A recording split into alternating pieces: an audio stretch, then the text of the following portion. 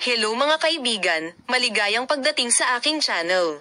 Hindi mo man lang mahulaan ang tunay na propesyon ni Yagmer Yapsel, ang bituin ng Blood Flowers. Tingnan kung ano ang ginagawa niya bago kumilos. Nakuha ng 22 anyos na si Yagmer Yapsel ang aming mga puso sa kanyang serye sa TV na Blood Flowers. Ang katotohanan ito tungkol kay Yagmer Yapsel, na 2 taon nang kumikilos, ay nagulat sa mga nakarinig nito.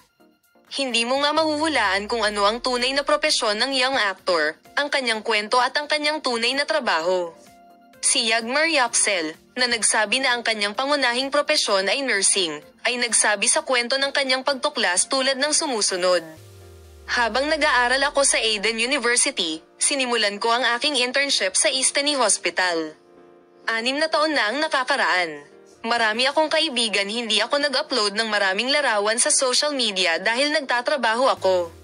Sa panahong iyon, ang isang kaibigan ko ay pupunta sa ahensya para sa isang pakikipanayam at nagtanong kung maaari kang sumama sa akin.